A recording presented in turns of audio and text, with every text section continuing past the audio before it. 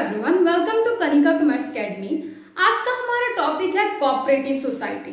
हम कर रहे थे 11th क्लास की बिजनेस स्टडी में chapter number 2 which is forms of organisation, जिसमें हमने 3 तरह के फॉर्म्स को पहले ही पढ़ लिया था।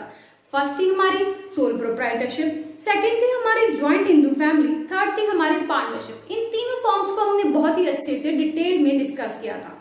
इनके ऊपर अलग से वीडियो बनाई हुई, खासकर पार्टनरशिप को हमने बहुत ही ज्यादा डिटेल में डिस्कस किया था। सो आज हम कर रहे हैं हमारी fourth type of organisation which is cooperative society.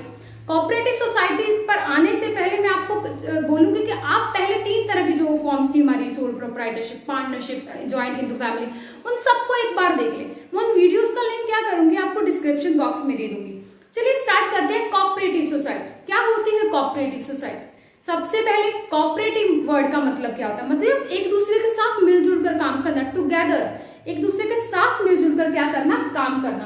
अब कोऑपरेटिव सोसाइटीज क्या होती है? The cooperative society is a voluntary association of persons. ये तो पता चल गया कि सोसाइटी में क्या होते हैं, पर्संस होते हैं। वो क्या होते हैं? Voluntary association. वॉलंटरी मतलब अपनी इच्छा से, ठीक है।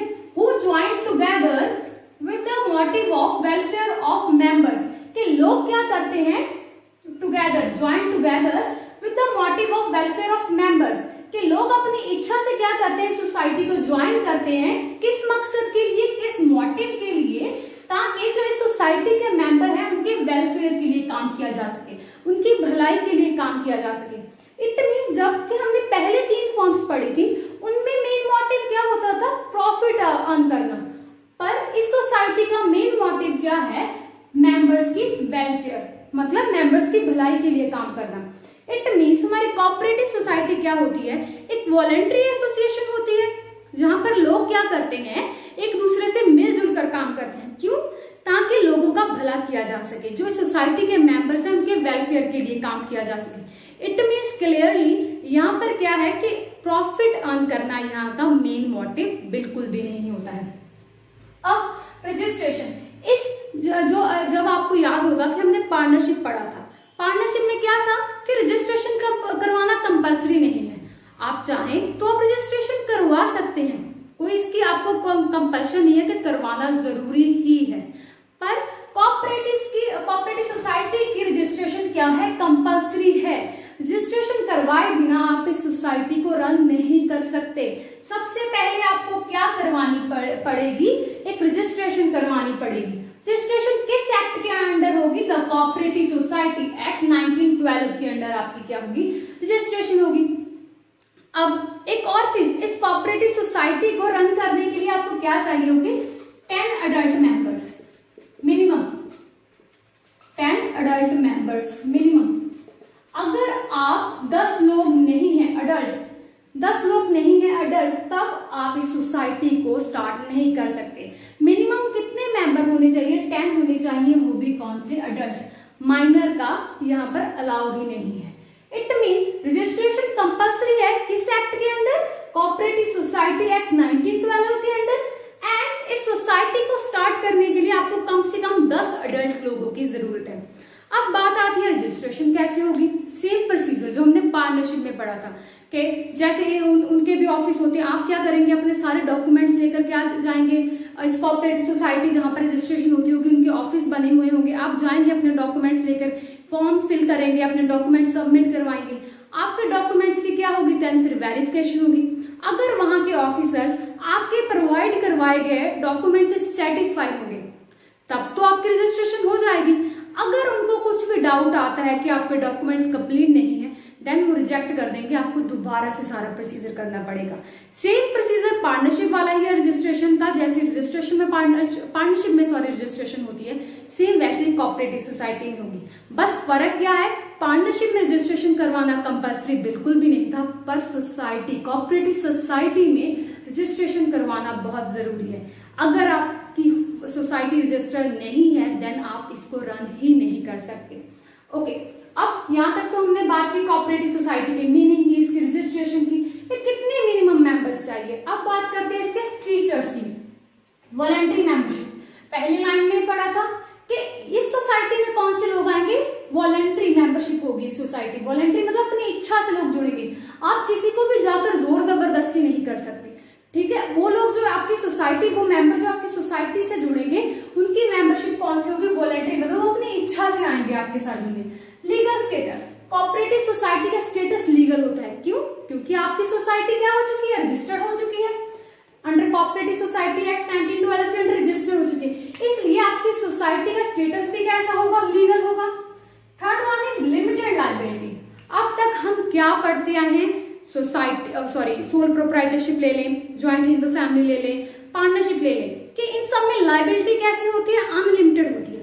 अब कोऑपरेटिव सोसाइटी में हम पढ़ेंगे कि लायबिलिटी क्या होती है, लिमिटेड होती है। लिमिटेड लायबिलिटी क्या होती है, वैसे मैं आपको पहले वाली वीडियोस में क्लियर कर चुकी हूँ कि लिमिटेड एंड अनलिमिटेड लायबिलिटी क्या होती है। अब देखते हैं लिमिटेड लायबिलिटी क्या होती है। लिमिटेड मतलब कि मेंबर्स क्या करते हैं, अपनी कैपिटल साथ लेकर आते हैं सोसाइटी में, जितना भी वॉलंटरी वो चाहे अपने क्या करते हैं, अपना शेयर प्रोवाइड करवाते हैं सोसाइटी में। अब वो आपके उनको उनसे कैपिटल कैसे रेज करेंगे, उनको शेयर्स इश्यू करके मतलब उनसे कैपिटल रेज करेंगे। अब जितनी उन्होंने आपको कैपिटल दी हुई है उनकी लायबिलिटी सिर्फ उतने तक ही बनती है। मान लीजिए मैं एक कोऑपरेटिव सोसाइटी की मेंबर हूं और मैंने कितनी कैपिटल प्रोवाइड की, 30,000 प्रोवाइड की, तो मेरी लायबिलिटी सिर्फ और सिर्फ 30,000 रुपीज तक बनती है। आप मेरे से 30,000 के ऊपर 1 रुपया भी क्लेम नहीं कर सकते। मतलब मेंबर जितनी कैपिटल लेकर आता है उसकी लायबिलिटी उतनी ही बनती है, उसके ऊपर आपके कोई भी पर्सनल एसेट्स की जरूरत नहीं पड़ेगी अगर इन केस कुछ भी अनहैपनिंग हो जाता है। मतलब जितनी कैपिटल आप इस बिजनेस में लगा रहे हैं, सोसाइटी में लगा रहे हैं, आपकी लायबिलिटी सिर्फ और सिर्फ उन पैसों तक ही होगी, आपके पर्सनल एसेट्स को यूज नहीं किया जाएगा। ये जो कि बहुत ही अच्छी बात है कोऑपरेटिव सोसाइटी की। कंट्रोल किसके हाथ में होता है, electing managing committee. Cooperative society में एक कमेटी बनाई जाती है, इलेक्टिंग मैनेजिंग कमेटी, मतलब सारे मेंबर्स को क्या दिया जाता है, वोट का राइट दिया जाता है। ईच मेंबर क्या कर सकता है, एक एक वोट डाल सकता है। वोट डालकर क्या किया जाएगा, अपने ही मेंबर में से कुछ लोगों की कमेटी बना दी जाएगी।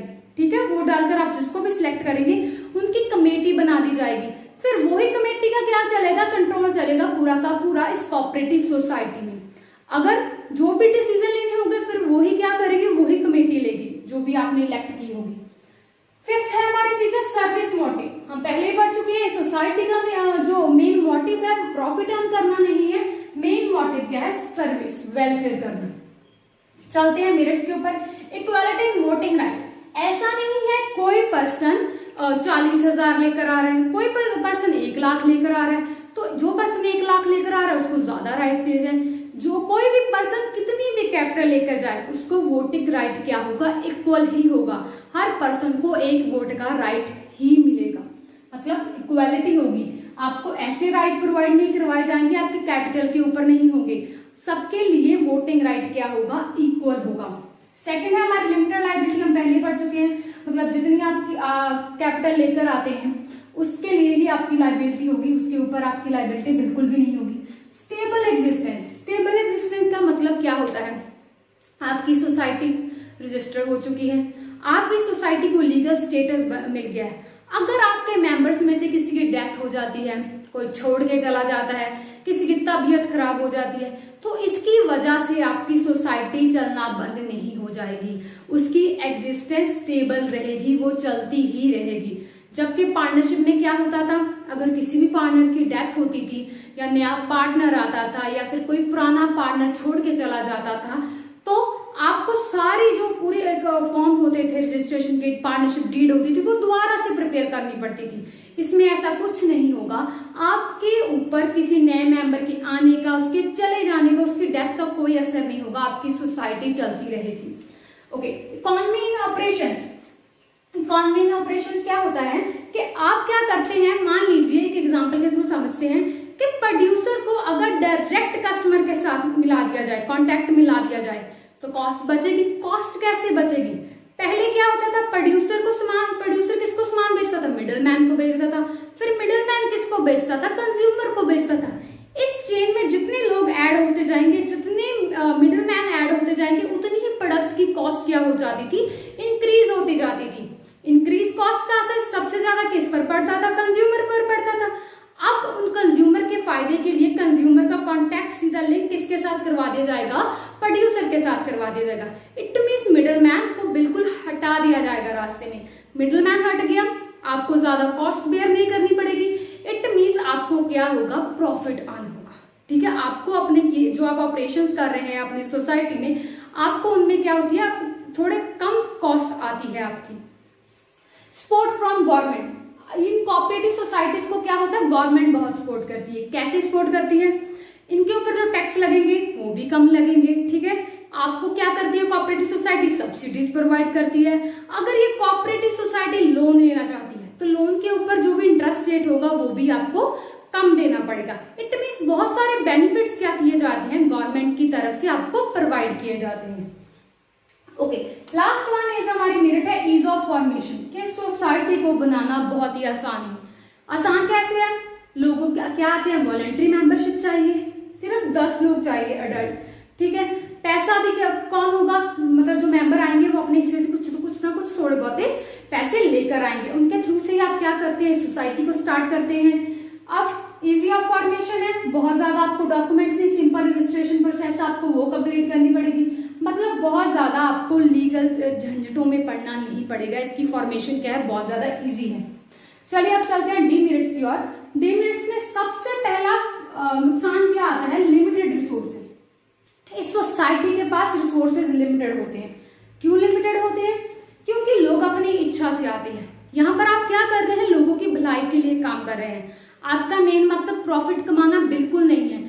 मतलब एक नॉर्मल जो मिडिल क्लास फैमिली होती है उनके लोग मिलकर ही ये सोसाइटी बनाते हैं।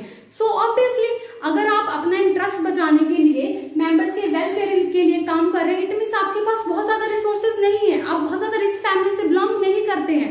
मतलब इन सोसाइटीज के पास रिसोर्सेज क्या होते हैं, बहुत ही लिमिटेड होते हैं। ओके, इनएफिशिएंसी मैनेजमेंट, इन कोऑपरेटिव सोसाइटी में आपके रिसोर्सेज इतने लिमिटेड होते हैं कि आप इतना खर्चा भी अफोर्ड नहीं कर सकते कि आप एक एक्सपर्ट मैनेजर को अपनी सोसाइटी में ले। अब क्यों, आप क्या होते हैं, नॉर्मल क्लास फैमिली से बिलोंग करते होते हैं। आप यहाँ पर अपने वेलफेयर के लिए आए होते हैं, अपने ट्रस्ट को बचाने के लिए आए होते हैं। आप में एक प्रोफेशनल जो नॉलेज चाहिए होती है, क्वालिफिकेशन चाहिए होती है, वो नहीं होती है। एंड आपके पास क्या होते हैं, लिमिटेड रिसोर्सेज होते हैं। आप ये अफोर्ड नहीं कर सकते कि आप क्या कर लें, एक एक्सपर्ट मैनेजर को अपनी सोसाइटी में लें ताकि आपकी सोसाइटी और अच्छे से रन हो। ये चीज यहाँ पे कमी आ जाती है कि आपकी मैनेजमेंट क्या होती है, इनएफिशिएंट होती है, वो अच्छे से काम नहीं कर पाती है। थर्ड है हमारा लैक ऑफ सीक्रेसी। अब ये जो हमारा कोऑपरेटिव सोसाइटी एक्ट 1912 है, ये क्या कहता है, कोई भी बात सीक्रेट नहीं रखी जाएगी। हर एक मेंबर को सोसाइटी में जो चल रहा है उसको पता होना चाहिए। इट मीन्स आप कुछ भी कभी भी सीक्रेट रख ही नहीं सकते। ओके, सबसे बड़ा नुकसान है अगर आपको कोई चीज छुप के करनी है, आप नहीं कर सकते, आपको बाकी मेंबर्स के साथ भी उसको शेयर करना पड़ेगा।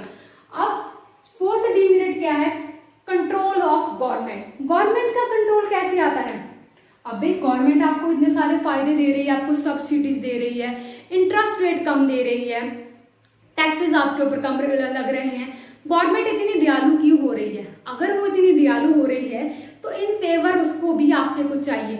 वो आपके हर मामले में क्या अड़ाएगी, टांग अड़ाएगी। गवर्नमेंट कैसे टांग अड़ाएगी, मतलब जो वहां की आपकी स्टेट की गवर्नमेंट होगी वो आपके हर एक ऑपरेशन में इंटरफेयर करेगी, आपको हर चीज से पहले उनकी परमिशन लेनी पड़ेगी। इट मीन्स गवर्नमेंट का आपके ऊपर बहुत ज्यादा कंट्रोल रहता है। आपके पास फ्रीडम नहीं होती है कुछ भी कि आप अपनी मर्जी से काम कर पाए, आपको सरकार की परमिशन हर केस में चाहिए ही होती है। Okay, difference of opinion, fifth demerit है हमारे डिफरेंस ऑफ ओपिनियन। अब सोसाइटी में इतने सारे लोग आते हैं, किसी के पास कोई भी मतलब कह लीजिए प्रोफेशनल नॉलेज नहीं होती है, कोई किसी एरिया से आया होता है, कोई किसी बैकग्राउंड से आया होता है, हर एक की थिंकिंग, हर एक का पॉइंट ऑफ व्यू, हर एक का ओपिनियन क्या होता है, अलग अलग होता है, अलग अलग होता है। तो एक डिसीजन लेने में भी बहुत मुश्किल आती है। क्यों, हर एक का ओपिनियन क्या है, डिफरेंट है। ये भी कहीं ना कहीं एक डीमेरिट है कि आप कभी भी किसी चीज पर सहमत हो ही नहीं पाते हैं।